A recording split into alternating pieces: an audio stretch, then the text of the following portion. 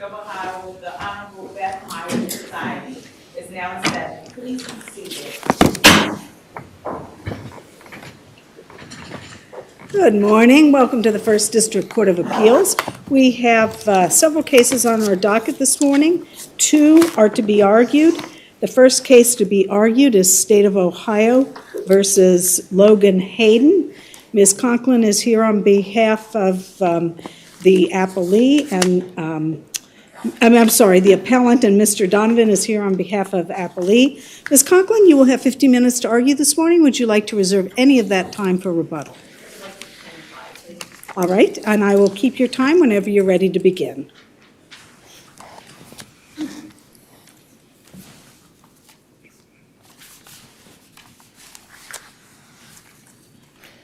May it please the court. Good morning, Your Honors. My name is Beth Conklin. I'm here on behalf of Logan Hayden, who is the appellant defendant in this case. I want to focus primarily on the first assignment of error, specifically with regard to the issue of whether Mr. Hayden waived his right to argue that the probation rules that he signed did not comply with the statutory requirements of Revised Code 2559-01-02A. And my initial response was that waiver is an intentional relinquishment of an abandonment of a known right. This was not a relinquishment of a known right. This was simply a failure to timely assert or object to error. And the error specifically is the failure to take into consideration that there was a 5th District case that had already been decided specifically on this issue and was the only case on this issue that had existed in the state of Ohio.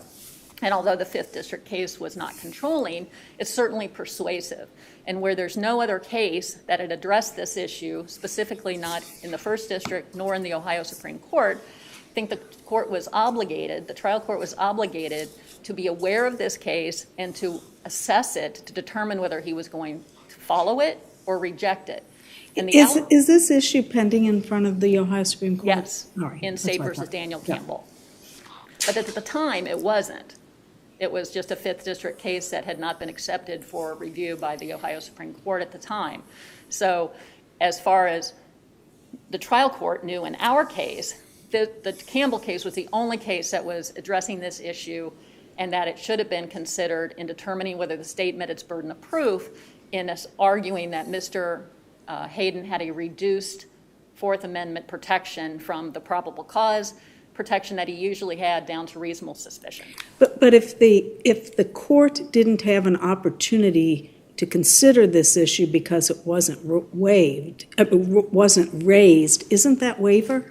No, I think it's a forfeiture of a known right or a law that should have been applied, and therefore you argue plain error. The cases that the state cites for waiver are different from this case. Those are cases where the defendant goes in and argues that there was no probable cause for the stop, and then either later during the hearing or in post-hearing briefs adds an argument saying, oh yeah, and the stop was also unlawful because they extended it unlawfully to bring the dogs in to do a sniff. Those are factual allegations that were added later, and those would be prejudicial to the state because the state wouldn't have an opportunity to have addressed them.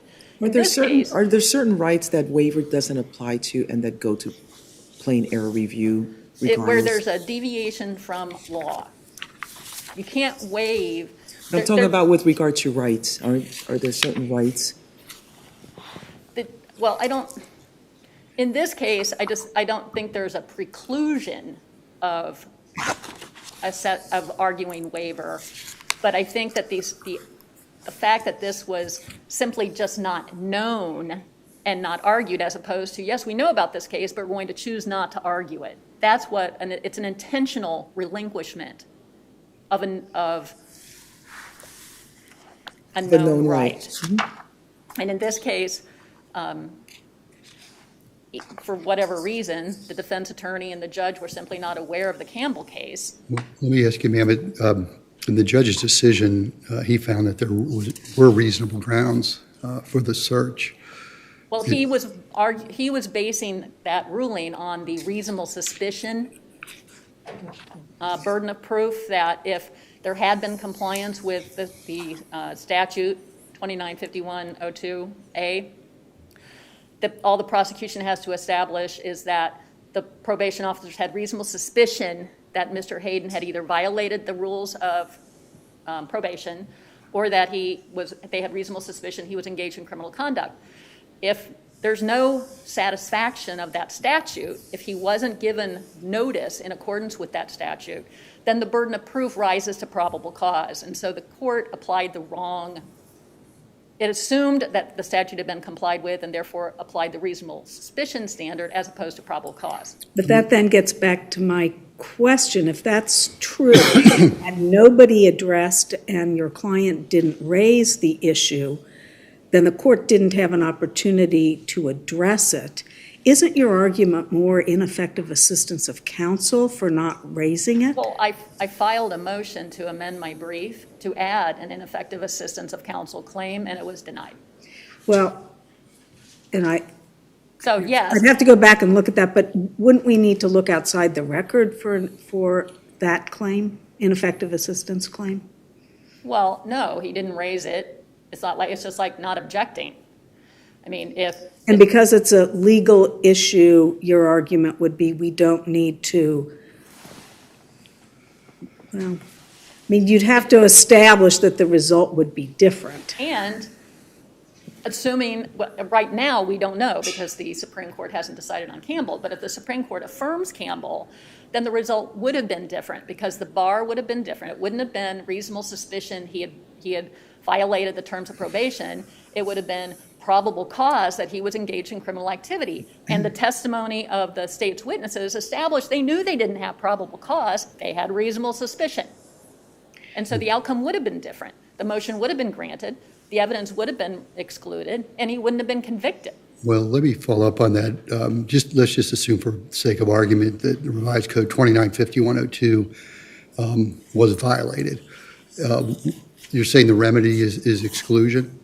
Well, the remedy is, it's not so much a remedy as it is the state hasn't met its burden of proof in establishing that the Fourth Amendment protection is reasonable suspicion, not probable cause. And so the burden that the state has in establishing what the probation officers knew at the time is different.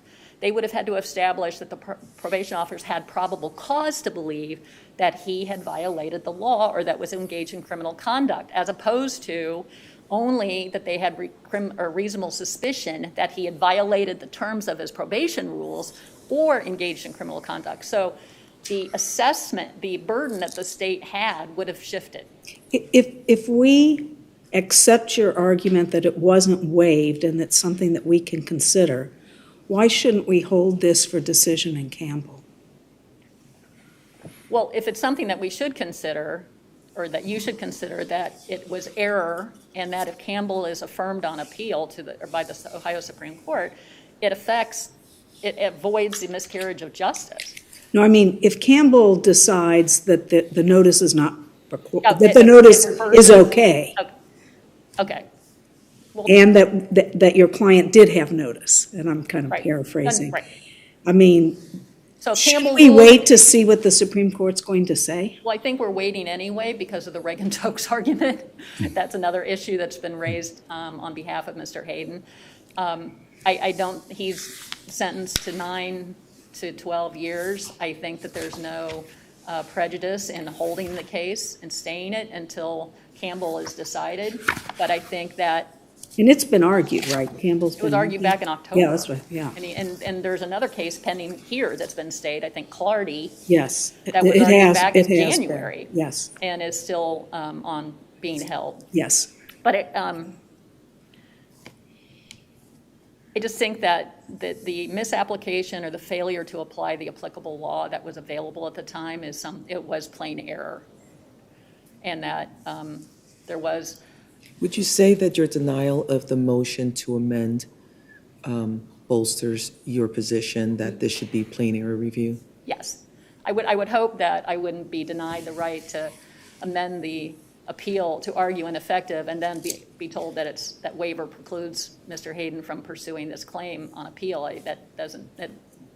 Those two don't reconcile with each other, I don't think. So if we accept your argument on waiver, how is it that the facts of this case do not rise to probable cause? All they had was that he had been out, away from his home, in violation of the probationary rules, giving him limited times and limited days where he could be out. That's all they had. Well, but wasn't he stopping periodically at like 8 gas stations for a very short period of time, and then certain parks as well for a very short period of time? At the time of the stop, they had not fully analyzed where he had been. And in fact, if you look at the motion on the transcript, the motion to suppress, the probation officers couldn't identify exactly where he had been. He'd been to some gas stations. They didn't give the times or the days that he had been to these locations. He had been to some parks, but there was no specificity as to how many. There was no specificity as to how long he was at these locations. That came later during the trial. But during the motion to suppress, it was fairly limited in what information they actually had. It was just that he had been away from his home during unauthorized hours, and that's it. There was no observation of him doing anything Did the criminal. officers testify that the behavior that they observed from the monitoring, from the data from the monitoring, that they believed that to be consistent with him being involved with drug activity? Well, I think that's speculation. That may Right, but was may that part of the record at the motion, is my question? Yes, that was the suspicion. And the problem, or the argument is, they had reasonable suspicion that he had violated the terms of his probation by being away during hours he was not authorized to be away from the residence. That was the primary basis for going in, stopping him, taking him out of the car, walking into the house. That was the seizure right there. That's all they had a right to do. It wasn't until after that, when they were in the house, that Mr. Hayden handed the keys to Mr. Scott, leaned over and whispered something to him that they did not know the substance of, and then that gave them reasonable suspicion that something may be in the car, which at best is reasonable suspicion. I'm not even... Isn't the state, though, hinging their argument on consent at that juncture? Well, it wasn't until after that episode that Mr. Scott said that he was leaving, he had to go to work, and that the supervisor went downstairs with him and out to the car and said, I want to search the car to make sure that Mr. Hayden didn't leave anything illegal in it. Can I have basically took the keys from him, and Mr. Scott assented. I mean, my argument is that was really more of a capitulation as opposed to a, here, take this, you can consent, or I'm consenting to you searching the car. It was if, Mr. Scott really didn't have much of a choice. Ms. Conklin, we've exceeded your time, but I'm going to let the panel keep asking questions because it's our questioning that are causing that. You won't lose your 5 Oh, okay, minutes. thank you. I have 2 questions. The first is concerning the car. My understanding was Mr. Scott was the owner of the car. Yes. And consented to the search. Well, you say he didn't, but I'd say the that's other side, arguable as to whether there prosecutor says he did. Yes. The other thing is in the State v. Campbell, can we distinguish that case from the facts in this case? Because my understanding of Campbell was this fellow was on probation for child pornography. Mm-hmm. He was apparently doing pretty well on probation, and his probation officer wanted to hand him off to somebody else or step him down, and they went to Campbell's house without any basis other than, Right. And so, well, let me see your cell phone. Of course, then they find child pornography on the cell phone. But in this case, the probation officers pointed to some specific things that part of his probation was certain hours he was allowed out, suspicion about why you'd stop it. I guess there's a reasonable explanation for that, but why you would stop at so many gas stations and go to parks for very short periods of time. So can that distinguish this case from Campbell? I don't think so, Your Honor.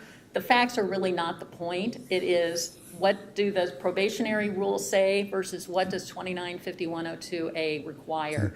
And the argument was that the probationary rules that say you're subject to a search at any time, which are comparable, those rules were in Campbell were comparable to the ones that are issued by the Hamilton County Probation Department, do not set forth the reduced expectation of privacy, the protections under the Fourth Amendment that 2951 requires. And if I'm remembering correctly, that is the issue that we're holding in Embry. Yes. All right, you are at your time. Okay. You will have your 5 minutes Okay. left. Thank you, Your Honors.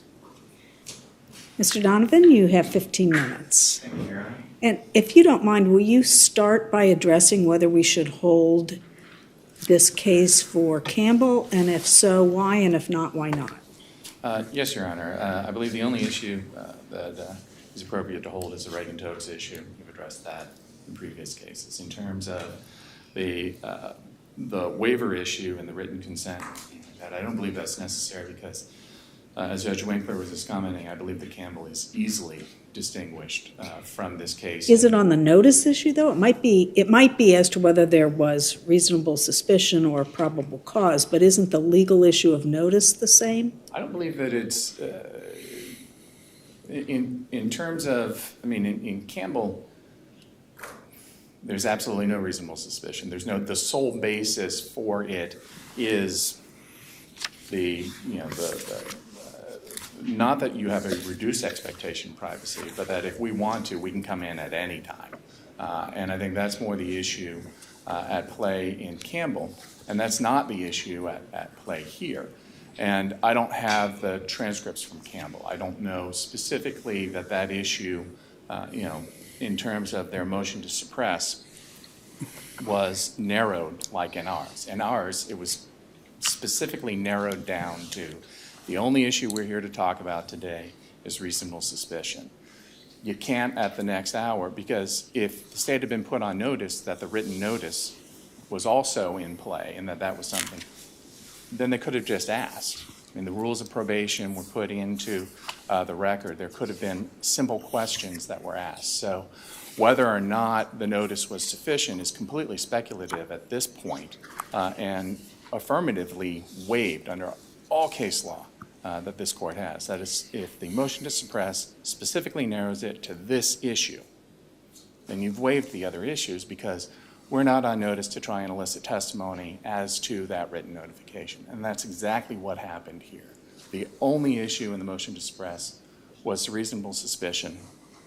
But under your argument, you're saying every issue that isn't raised is waived, and we know that as a matter of law, that's not actually the way it works. There are some issues that then come to us under plain error review. There could be a jurisdictional issue or something like that, but in terms of, I would liken it to, analogize it to an OVI issue where you're taking issue with the field sobriety tests, but in the motion to suppress, you do not challenge whether the breath sample or the blood sample was properly collected. You cannot then later on raise that issue because there was no opportunity to elicit testimony as to that. If it were, say, a jurisdictional issue or something like that, absolutely, that cannot be raised and cannot be waived. For example, if And I understand that. I mean, obviously, there's procedural facts that would have to be elicited in order to, with regard to your analogy or to your example. Here, probable cause, reasonable suspicion, it all hinges on the facts and how those facts play out and the knowledge of the officer and so on and so forth. So it's the same facts, whether it's reasonable suspicion or whether it's probable cause. The facts don't change. No, the facts don't change, Your Honor, but it wasn't a search based on probable cause, but on a violation of probation, which the statute specifically states that if there's reasonable suspicion that a person released on probation, and in this case on EMU, has a reduced expectation of privacy, that's a reward for not being locked up for the full term of the sentence that had been imposed, that on that basis, if there's a reasonable suspicion that they're either violating the law or the rules of probation, that then probation officers can search that individual and the property and items underneath their control, which would include the car in this case. So it's not the the procedural or the factual determination about written notice, we weren't on notice on to elicit testimony as to that. So whether or not that, What would you have elicited differently if you were on notice of reasonable suspicion, of probable cause in comparison to reasonable suspicion? it would never be an issue. I'm sorry, Your Honor, I'm a little bit confused. Probable cause would not be an applicable standard for the probation search. It was always based on reasonable suspicion, and it wasn't an independent search like police officers developing probable cause to search an individual. Whether or not it rose to that level wasn't appropriate for this. But if the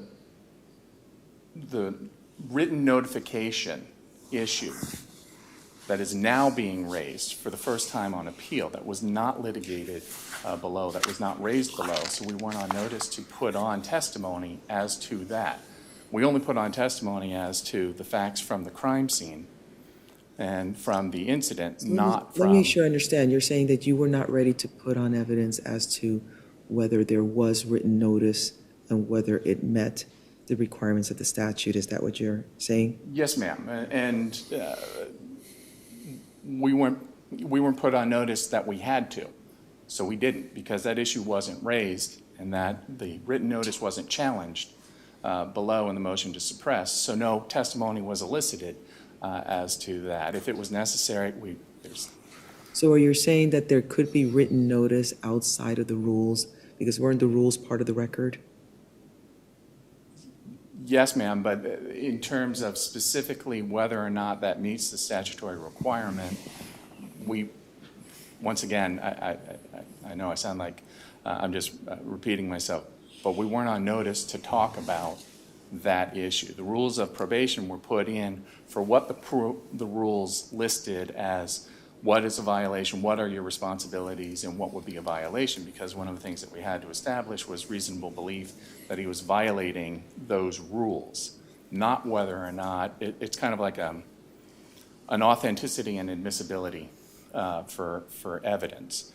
The evidence sheet is there for that, but now we're after the fact being asked to establish its authenticity and admissibility when that wasn't an issue at the time. And that's a bad analogy. It sounded better in my head. It's okay. But I understand your argument. You can move on. Let me just follow up on Judge Ice's question. My understanding, I don't have them here in front of me, but my understanding was that Mr. Hayden did sign all the rules and conditions of probation, and contained within those rules and conditions of probation is a notice that you may be subject to search at any time. And that's me paraphrasing. And I thought I saw those in the record here. Am I mistaken, or are those in the record? the rules of probation were stipulated to and entered into the record. And yes, I believe that they were signed and everything. Because my argument is that there was a complete waiver of that issue, I did not. Right. It kind of seems like saying, well, you can't talk about this, but I'm going to talk about it. So I did not address specifically that. But yes, I believe you are correct. There was a stipulation as to, I believe there were 2 exhibits that were stipulated to and entered into the record. I think it was states A and B, and one of those was the rules of probation. I mean, at the end of the day, this is all about the contents of the vehicle, right? Yes, ma'am. So let's say that appellant's arguments are correct, and then we get to now the vehicle. And I think what I understood, but you're welcome to correct me, is that at that point, your argument is all about consent. If we go past that, let's just say Exactly. for the sake of argument. Exactly. I lose on that issue. I Right. would then, now on the spur of the moment, say that it was, an inevitable Well, you don't have to discovery. concede anything. I'm trying to get you to the consent To argument. get to that point, the court found that there was consent. The court Okay. specifically stated, I find that Mr. Scott consented to the search. That determination was not challenged at that time. There's no evidence of coercion in the record. And once again, the voluntariness of his consent wasn't an issue that was raised So we didn't elicit testimony as to how did he appear or more testimony about that. However, the trial court did specifically find that Mr. Scott consented to the search of his vehicle. And there is no Which question. I assume the officer didn't really know at that time, that it was, I believe that actually they did, Your Honor. They did. I think that there's testimony, and I'll apologize if I'm confusing the trial testimony with the motion to suppress testimony. But the officers were aware of the 8 gas stations, or I think it was 8 parks and multiple gas stations.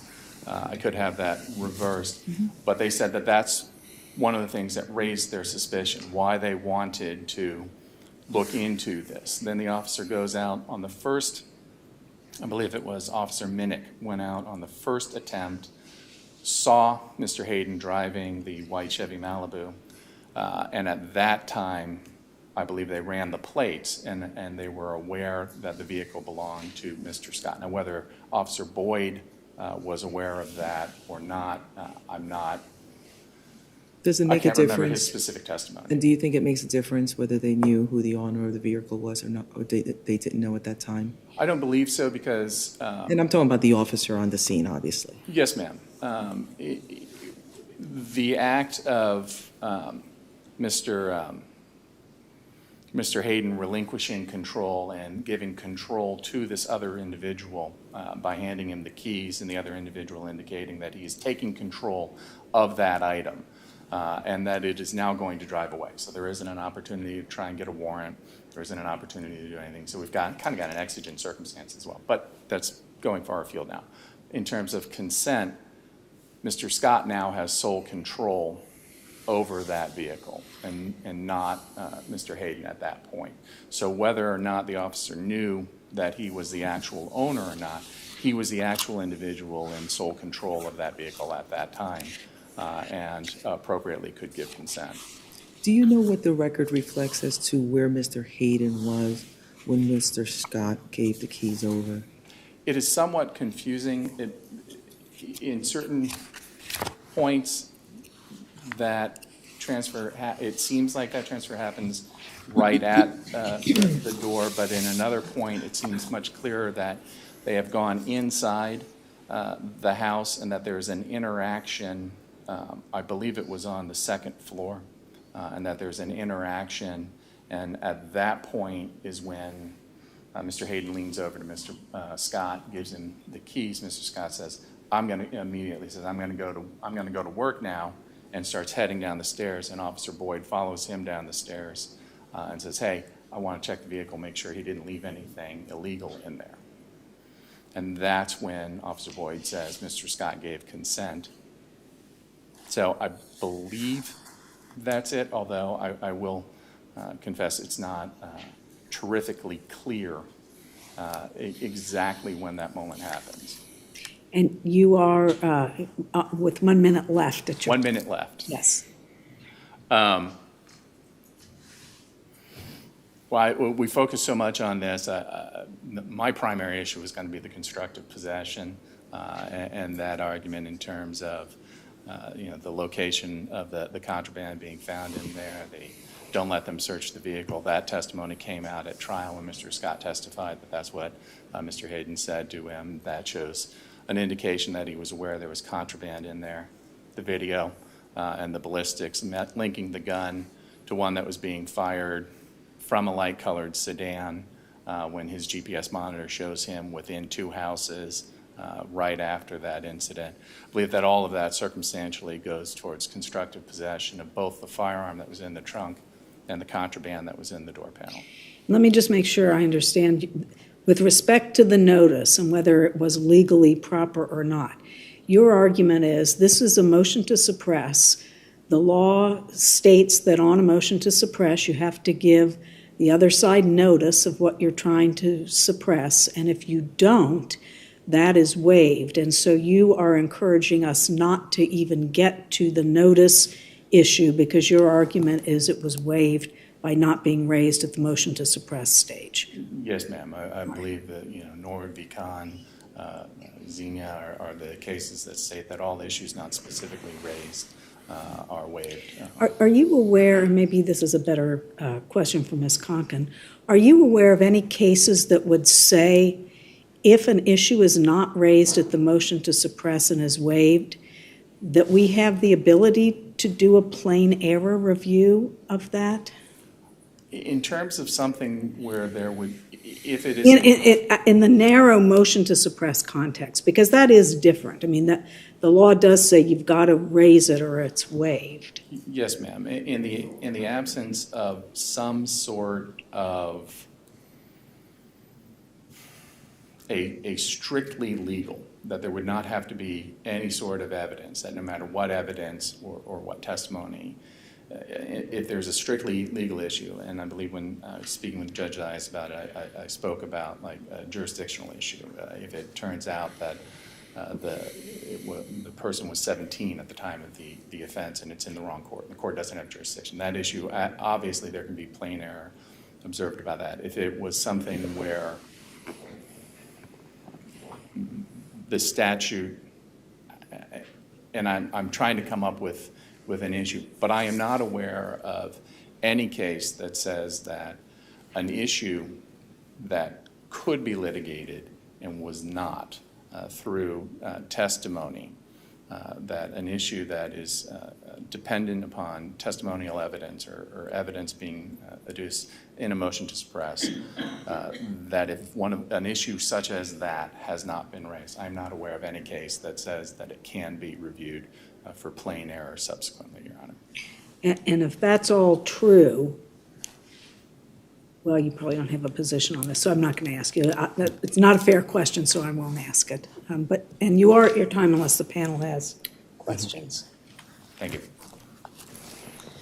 Ms. Conkin, I'll maybe ask you the question because I think you might want to address it. If what that colloquy we just went through is correct, and it is legally waived, then I assume you would say, well, then it is ineffective assistance, and I should be able to raise that either, at some appropriate time, and I wasn't given that opportunity. Right, and I had attempted to do that, Right. So I haven't waived the waiver argument, so to speak. As soon as the prosecution, the state raised that issue of waiver, I realized that should have been included in the appellate brief and made a motion for leave to amend, attached the amended brief, proposed amended brief, and argued that if you're arguing that it's waiver, then there was error, ineffective assistance of counsel by the attorney. And if I don't raise it, then I'm ineffective. And so by denying my motion for leave, the only remedy now is assuming that this waiver argument is sustained and Mr. Hayden's arguments are overruled, then someone in the future can move to reopen the appeal, arguing that I was ineffective for not raising it initially, the ineffective assistance of counsel. And that alone, I think, is argument as to why it's not a waiver issue. And the state just said if this were an issue of law, then it wouldn't be subject to waiver. And this is an issue of law. No facts, no testimony was going to change whether Campbell, the trial court decided to follow Campbell. It was going to be, are the probationary rules similar enough from our case to Campbell's case? And they either are or they aren't. And am I going to follow the decision issued by the fifth district, even though I don't have to? It's certainly persuasive authority in the absence of any other case in Ohio on this issue. And the prosecution wouldn't have had any opportunity other than arguing, we don't agree with that case, Your Honor. There's no case in the first district that says this. There's no case in the Ohio Supreme Court that says this. There's no testimony or evidence that would have been relevant to this issue. It's an issue of law, and where the court failed to take it into consideration in making its decision, I think there was plain error. And it worked to the disadvantage, the prejudice of my client, because the burden that the prosecution was then allowed to use in terms of establishing Fourth Amendment rights was not probable cause, but rather reasonable suspicion. I'll ask you the same question, and I know we're again eating into your time, and you're That's not going to fine. have much left, but are you aware of any case in the narrow context of a motion to suppress that says if it's not waived, the court can still review it under a plain error analysis? Well, I looked specifically for issues of law. because I think that's different from, the delaying the stop or extending the stop, where obviously you would have facts, testimony that would go to that. I could not find any case in Ohio that addressed this issue. And you have 1 minute. Okay. Let's see. The stipulation to the probation rules was not a stipulation that it satisfied the statutory requirements. It was simply a stipulation that he did in fact sign the probationary rules and was aware of, the limitations on what he was allowed and not allowed to do. Okay, let me follow up on that, ma'am. So you're saying that the rules and conditions of probation that list all your obligations, one of which is you're subject to search, and I'm paraphrasing again, that's not good enough written notice? No. He got them, he read them, he acknowledged them, and then he signed them? That's not good enough? No, because they don't comport with the specifications of notice set forth in the statute. They differ.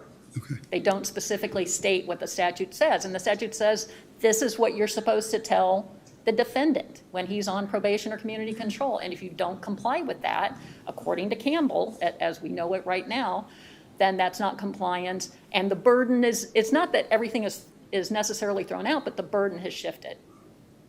Now he's entitled to his full Fourth Amendment rights for a warrantless search, which requires probable cause, as opposed to reasonable suspicion he was engaged in criminal behavior or violated the terms of his community control, which I think is the key here. Does all that go away if we find that Scott consented to the search? I don't think so, because the seizure, my argument in the brief was that the seizure took place when they walked up to his car and got him out of it and said, we're going inside. He was at that point he felt he was not free to leave. He was not free to leave. He was flanked by 2 probation officers walking him into his house. At that point is when the seizure took place.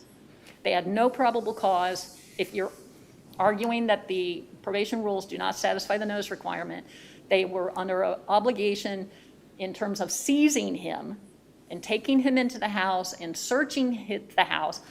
Probable cause was the mark that they have to establish. Even if you're right and it was improper for them to seize him, the evidence at issue here was found in the vehicle.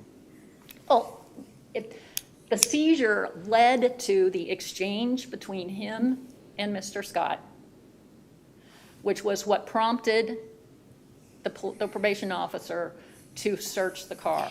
Well, what if they had just waited by the car, didn't engage your client at all? Mr. Scott comes out to drive it away, and they say, hey, can we search your car? We think your friend, Mr. Hayden, may have left something in there. That would have been okay, right? Well, yes, because they didn't, at this point, leaving the car unattended, there was obviously not a pressing concern that there was contraband in the car. They thought there was contraband in the house. They wanted to search his home. And when they get up there with him in tow, they see that there's nothing in the house, nothing in his room to suggest that there's any criminal activity or violation of the probation rules going on. It wasn't until he then hands the keys to Mr. Scott, leans over and says, as we now know from the trial, not at the motion to suppress, but at the trial, don't let them search the car. And if you want to argue whether Mr. Scott had the right to consent, he knew right then that the other person who had control over that vehicle by his own permission, he was able to use the car whenever he wanted to, according to Mr. Scott. Mr. Scott knew that Mr. Hayden did not want the car searched. And in violation of that, he went ahead and consented. But it's Mr. Scott's car. But Mr. Hayden had a interest in that car because he was allowed to use it. So you're saying the owner of the car can't consent? If my kids drive my car, I can't consent to a search of my car? I think you could consent to a search of your car, but not not your children, if they're minors, but not if an adult who has equal access to that car and equal right to use that car at any time he wanted, told you, don't let them search the car. And you are at your time. I realize we have asked a lot of questions today. But thank you both for your arguments. We will take this case under submission and give you a timely written opinion. Thank you both. The next case on our docket this morning is Napier versus TriHealth. Mr. Snyder is here on behalf of appellant. Mr. Goldwasser is here on behalf of appellee.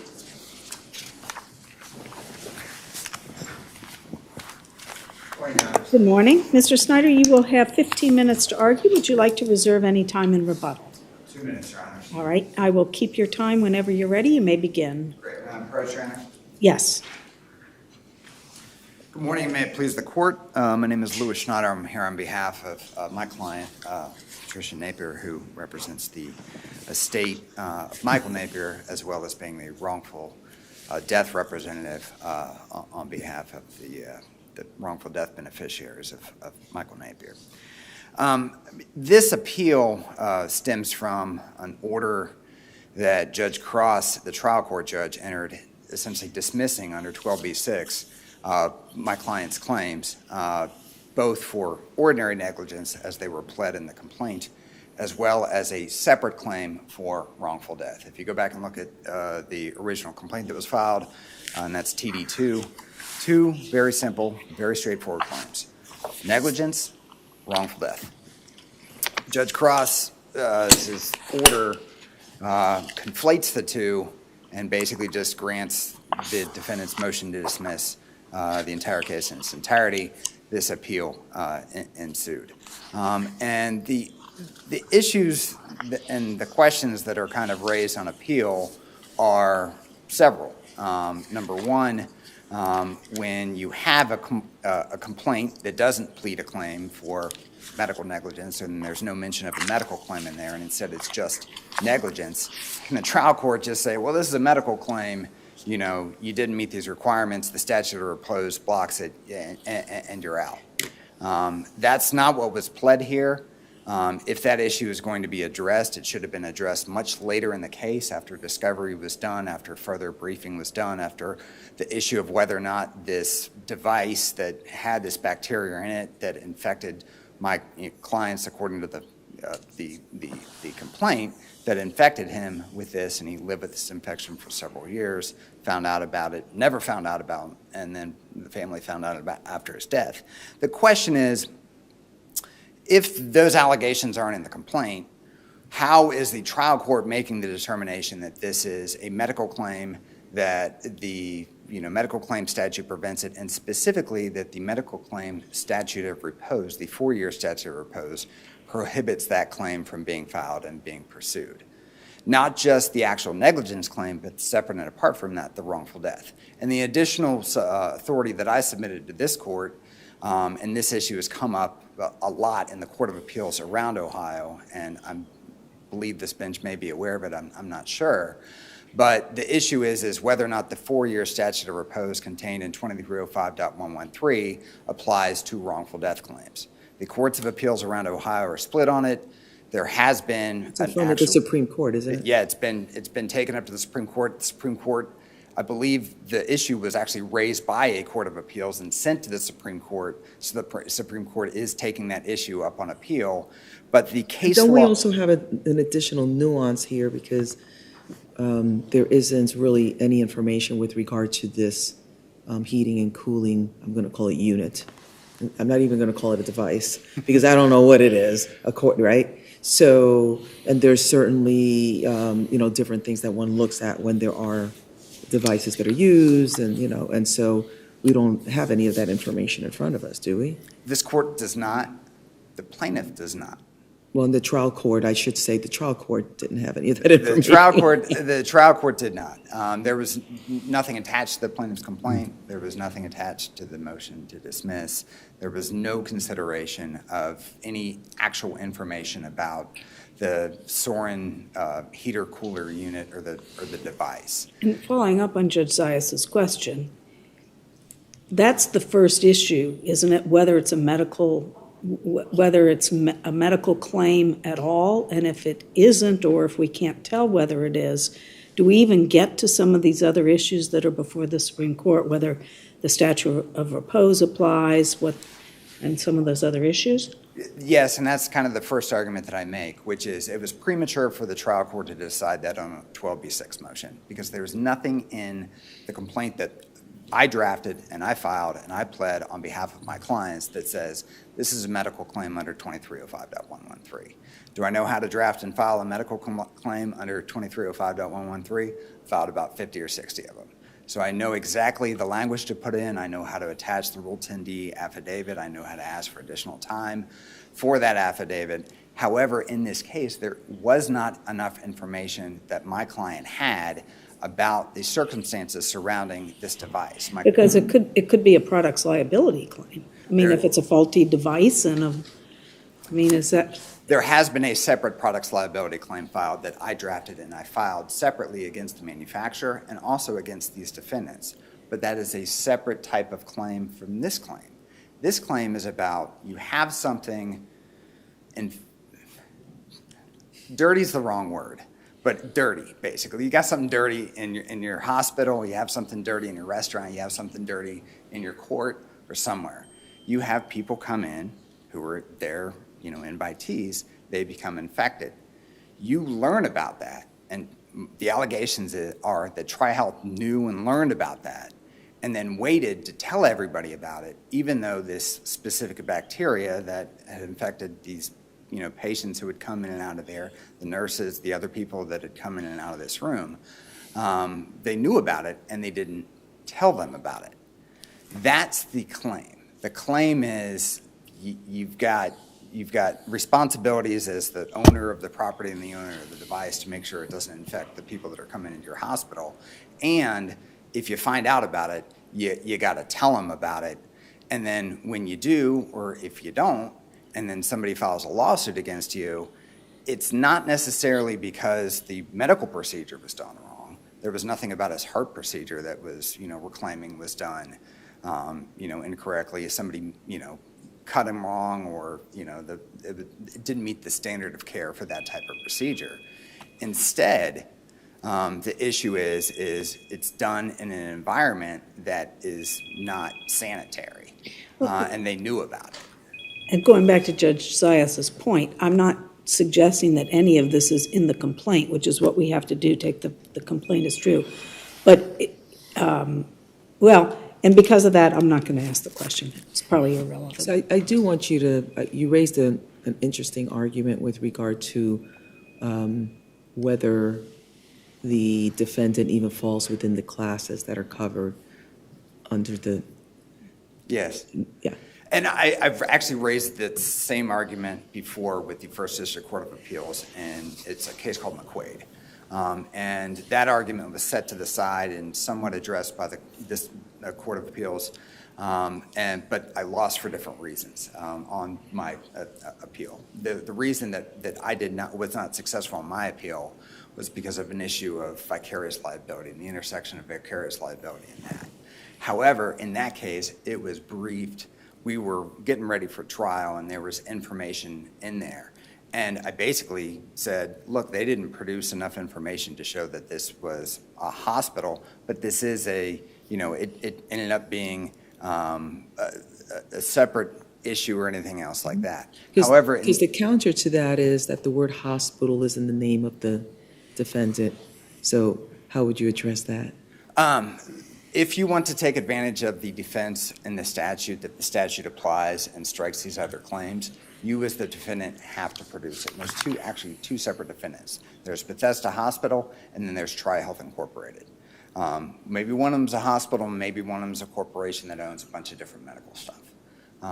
However, if they are going to say 2305.113 applies to us, here's why. These are medical claims, and here's why, and present evidence to a court of why that. And we are a hospital, and here's why. We own a hospital, here's our license, here's why.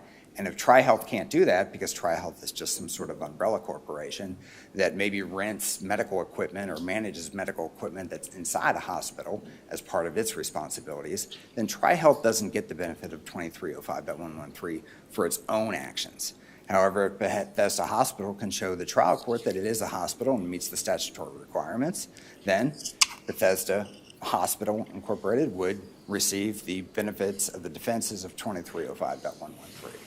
The statutory language is, should be examined and addressed, but it needs to be examined and addressed in a factual context, not just in this kind of vacuum where nothing exists when we haven't even pled any claims under 2305.113 in our complaint, and we haven't stated that, these are the exclusive claims that apply against these two.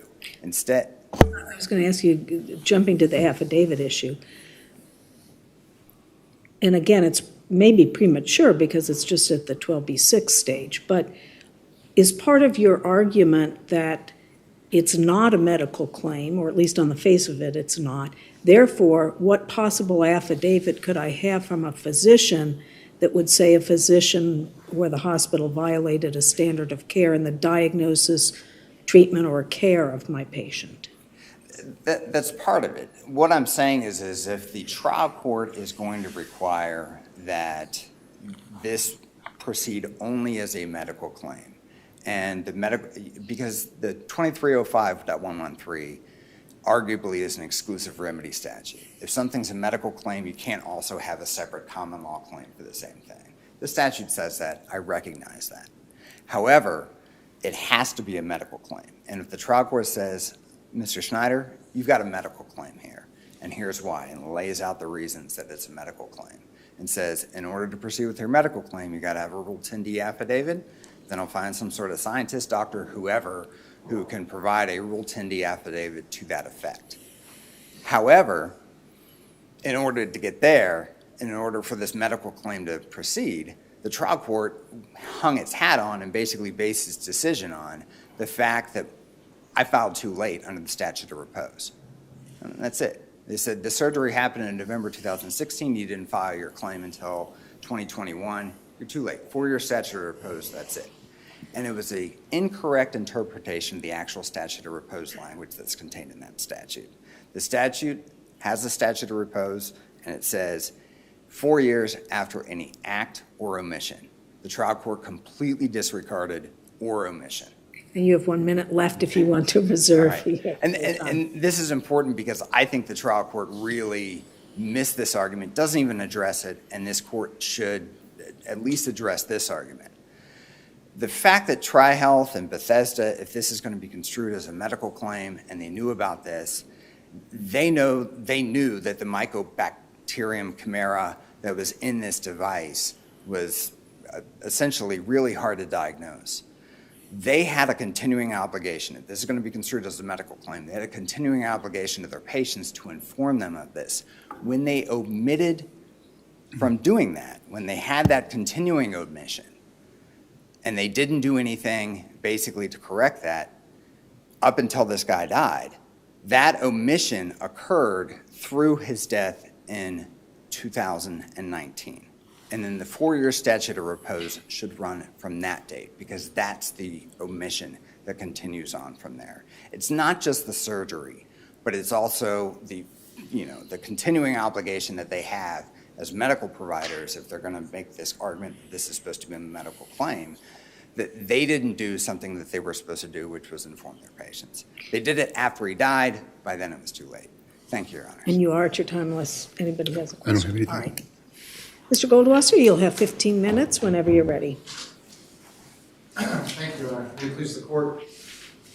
As the court recognized, there are a few issues in this case. The first being, number one, is this a medical claim? The second being, if this is a medical claim, does the statute of repose bar some or all of plaintiff's claims? And the third being, if this is a medical claim, was it appropriately dismissed for not having an affidavit of merit? Let me just jump ahead a little bit to the statute of repose issue. As the court, as Judge Zayas brought up, the issue is before the Supreme Court. When our motion to dismiss was filed, there were only 3 cases that had been published on the application of statute of repose to wrongful death matters involving medical negligence claims. And those 3 cases came out of the 3rd district. These are 3 cases statewide. Statewide, yes, Your Honor. And that was the 3rd district, 5th district, and the 11th district in Smith v. Wyandotte, Mercer versus Keenan, Martin versus Taylor. And those were the cases used by Judge Cross in making her decision. And they had all determined that it was. It was, that's correct. Subsequently, Everhart came out by the 10th district, and then the 10th district followed with a couple other cases, and the 6th district also followed what was written by the 10th district, in which they argue, well, the statute of repose language isn't contained in wrongful death, therefore it doesn't apply. And if I accept your argument, okay, let's say I accept your argument, then that gets us to the, I'm going to call it the unit, not a device. That gets us to the unit. So on its face, on the complaint, all I know is there's a heating and cooling something or another. I don't know anything else about it. I don't know what it's used for. I don't know anything else about it, right? So, and as you know, there are elements that govern devices that are used with regard to medical care, right? I can't even analyze that. So on its face, it appears as if there just wasn't enough. Well, I disagree, Okay. because if we look at the. I figured you would, but I want to hear why. Okay, I'm glad we're at an agreement that I disagree. The reason, Your Honor, if we look at the face of the complaint and we look at what is alleged, paragraph 7 of plaintiff's complaint states Michael Napier underwent heart surgery at defendant's Bethesda North Hospital in November 2016. So we know that in the complaint we're undergoing heart surgery. The second page, or paragraph 8, during his heart surgery, Michael Napier was exposed to bacteria from equipment in the surgical suite. Specifically, Michael Napier was exposed to Mycobacterium chimera from a heater-cooler unit used in the surgical suite. There are two causes of action, which are three causes of action. I that know are it's alleged. used in the suite. Correct. I don't know what it's used with regard to anything medical care or anything like that. I just know it's used in the Well, suite. it does say it was exposed to bacteria from equipment. And then when we look at claim 1, negligence, paragraph 14, it's alleged the defendants each owed a duty of care to Michael Napier to meet applicable standard of care for a reasonable medical facility. That's number one, the question on, is this a medical facility and is it asserted? And then in 15, there's an allegation as to the breach of the standard of care. And that's failure to prevent him from being exposed to bacteria and failure to inform. There's a case that we cited out of the 7th District. It's about 30 years old, and it's, from what we could tell, still good law, the Fazone versus Western Reserve Care System case. And in that case, it involved an allegation that the plaintiff sustained injury from an infection that occurred in the hospital setting. It's no different in this situation, whether it's the heater cooler that caused the infection or whether he was exposed to an infection. It was in a medical facility, and Fazone applies. Let me give you a hypothetical. Let's say instead of, like Judge Zaya says, instead of a unit that all we really know is paragraph 8, that it's used in the surgical suite. What if it's the HVAC unit and coming through the air vents is Legionnaire's disease, and he contracts that because it's coming into the surgical suite? That's not a medical claim, is it? That is probably not a medical claim. And how do we know that this doesn't fall in that same kind of a thing? We just don't know. A heater-cooler unit used in the surgical suite that exposed him to bacteria. Could have been they had like a little portable HVAC that's spewing bacteria. I mean, would that be a medical claim? I would submit that it is. Only In because of actuality, where it is? Because of where it is, and it's specifically for that particular area. You don't bring equipment into a surgical suite unless you intend to use it for that surgery.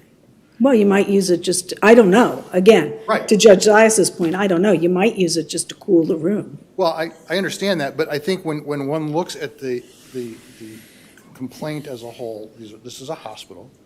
It's an alleged exposure that occurred by a piece of equipment in the operating room. And to simply say, well, I'm just going to be clever and draft my complaint in such a way that the court can't recognize what I'm trying to do, it's still a wolf in sheep's clothing. Well, then That's what this isn't is. it a motion for summary judgment? Well, it is after. Quick one, maybe. I mean, Well- maybe it's a very quick motion, but After several tens of thousands of dollars in expenses and whatnot, but that's the whole purpose behind a motion to dismiss. And when we look at this, when we look at the face of the complaint, this by definition is a medical claim. It occurred in a hospital. It's a claim against a hospital. Why don't you raise that argument about we don't know that it's a claim against the hospital? I'm sorry? Can you address the argument that we don't know that it's a claim against the hospital? That on its face, we don't know who the defendants are other than their names? Well, if you look at claim 1 of plaintiff's complaint, paragraph 14 says breaches the owed a duty to meet applicable standard of care for a reasonable medical facility. Right there, even if the court doesn't take judicial notice of the fact that this is a hospital, despite being called a hospital and the surgery took place at a hospital, because it says at defendant's Bethesda North Hospital, in plaintiff's claim number 1, the allegation is that they didn't meet the standard of care for a reasonable medical facility. And by definition, then, it falls under a medical claim, because under 2305-113, it says any claim against a hospital involving care and treatment. This is a hospital. This is care and treatment. It's during surgery. It's exposure in a surgical suite. And for that reason, So we are saying we should infer from medical facility that it's a hospital? well, I think by plaintiff's own statements that it's a hospital, that the surgery took place at a hospital, and that it was and the standard of care applicable is that of a reasonable medical facility. Yes, that it meets the definition under 2305-113 of a hospital involving medical care and treatment. Let me get back to your point about motion dismiss versus summary judgment and the cost. There is a way to ask for a more definite statement, is there not? If you really wanted to know what kind of equipment this was and require the plaintiff to delineate it, you could have done that. We could have. We could have. And perhaps if the court were to send it back down, that would be phase 2 of it. But the point is that there is sufficient information set forth in this complaint that a motion for definite statement was not even necessary. Because again, it's a hospital, it involved care in a medical facility, and the allegation is that they had to meet the standard of care for a medical facility. And when we take all of that together and we're looking at number 1, is this a medical claim? It is a medical claim. And then when one applies Fazone, dealing with infection allegedly exposed in a surgical suite, it's the same concept. But how do we know, and I don't mean to harp on this, but how do we know that the bacteria allegedly coming out of this machine that's somewhere in the surgical suite, that the claim arises out of the medical diagnosis, okay, it's not diagnosis, care or treatment? It might just arise out of being an HVAC unit to keep the room cool. How do I know that by looking at the complaint? If one were to consider keeping the room cool during a surgery, that also falls into care and treatment. And when we look at the Supreme Court case of Rome versus Flower Memorial Hospital, in which was applied in the First District case of Conkin versus CHS Ohio Valley, the determination of whether or not it's a medical claim involving equipment is an inherently necessary part of a medical procedure, or if the use of equipment arose out of physician-ordered treatment. Now, I understand the court's position that you can't tell. But you also look at the amount of knowledge, expertise that's needed for the use of the equipment, for example. There's just things that we don't have here, that we don't have anything to guide us, and that the trial court couldn't seem to have anything to guide them. I understand the court's position on that, but again, I think when one looks at the content of the complaint and the fact that it's alleged that this is a hospital involving a surgery that took place, and that the standard of care for a reasonable medical facility, when we have to look at the threshold of what kind of claim is this, it falls, the buzzwords are there, reasonable medical facility, hospital, surgery, that it falls within the definition of a medical claim. And you're pulling hospital from the title. I'm not only pulling the hospital, yes, I'm pulling the hospital from the title, but also the fact that in paragraph 8, he's exposed to bacteria in a surgical suite. Well, you can't just do that at the local gas station. It has to be in a medical facility, whether it's a hospital, a freestanding operative suite. It's a surgery center, it's still a medical facility, and that falls within the definition of 2305-113. So are you, and I just want to, I'm not, when I look at the definition of medical claim and it says, it has to be against a physician, podiatrist, hospital, home, or residential facility. So we're focused on the word hospital, right? That's correct. So are you saying that a medical facility or a medical facility that provides surgery, that it could only be characterized as a hospital? Yes. Under 2305-113, yes. Okay. Thank you. Going forward then on the statute of repose, I don't really know how much time we want to spend on that. You have about 3 minutes left. Well, I asked in our response that the court defer ruling on that. Everhart was accepted by the Supreme Court. I checked the docket a couple days ago, and it looks like June 29th is when they signed the official paperwork accepting this issue of, in a medical negligence claim, does the statute of repose apply to wrongful death claims? Mm-hmm. So there is a certified conflict. I did not see on the Supreme Court that they've set a briefing schedule on that yet, but there's clearly a difference in opinion between 3 jurisdictions in Ohio and 2 that feel otherwise. And I'll leave it to the court to feel how it wants to, what it wants to do with that. And of course, the last component, if this court is to determine that this is a medical claim, then an affidavit of merit needed to be provided. Now, one thing, the court did dismiss the claim with prejudice because of the issue of that it's barred by the statute of repose. And I think we understand that if it were to come down to, yes, this is a medical claim, the statute of repose doesn't apply, the dismissal for failing to have an affidavit of merit is without prejudice.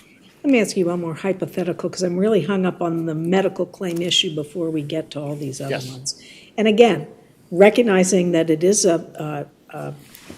it's not a detailed description of what the equipment is or what it was used for. But I'm just trying to pin you down a little bit more even. If the heating and air conditioning unit were in there because the surgeon has a particular temperature that she personally wants to be at when performing the surgery, it's been he for a long time, that she's using that she wants to herself be at a certain temperature. Is that a medical claim? I think it is. Because you're bringing equipment. But it's not for his diagnosis or treatment, it's for her comfort. But that's all, but the care she's providing relates to that patient. And if a physician wants certain equipment, whatever it may be, brought into an operating room, then she is bringing something in that becomes part of the care and treatment of that patient. If one were to get too hot, for instance, doing surgery, one can only expect what would occur if a physician did not enjoy the temperature well. And I think that all falls in with that definition. All right, thank you. That answers my question. Mr. Snyder, you have 2 minutes remaining.